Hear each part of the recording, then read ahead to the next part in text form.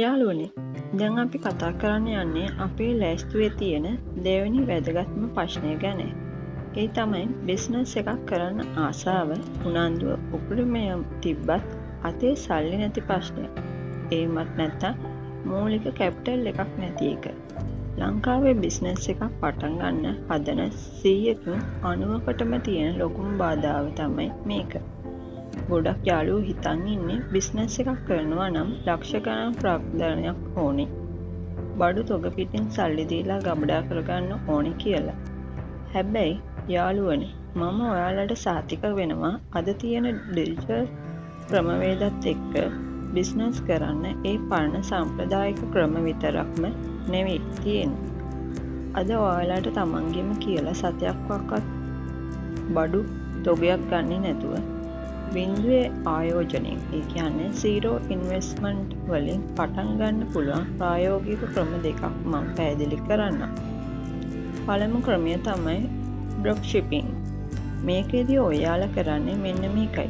ලංකාවේ ඉන්න තොග ව්‍යාපාරිකයන් එහෙමත් නැත්නම් සප්ලයර් කෙනෙක් ළඟ තියෙන බඩු වල පින්තූර සහ විස්තර ඔයාලා අරන් ඔයාලගෙම කියලා Facebook page එකකට හෝ TikTok එකකට දානවා. ඔයා ඒ බඩු කලින් සල්ලි දීලා ගන්නෙ නෑ. කස්ටමර් කෙනෙක් ඔයාගේ පේජ් එක දැකලා ඕඩර් එකක් දාලා ඔයාට සල්ලි දොවුවාම ඔයා ඒ සල්ලි වලින් බඩුවේ මුල් මිල විතරක් සප්ලයර්ට දීලා කස්ටමර්ගේ ඇඩ්‍රස් එක දෙනවා. සප්ලයර් කෙලින්ම ඔයාගේ ව්‍යාපාරයේ නමින් බඩුව කස්ටමර්ට ඩෙලිවරි කරනවා. එයාට තියෙන්නේ මැදින් ඉඳන් කිසිම රිස්ක් නැතුව ඔයාගේ ප්‍රොෆිට් එක සාකුවට දාගන්න විතරයි. දෙවෙනි ක්‍රමය තමයි ඇෆ්ලියර් මාකටිං.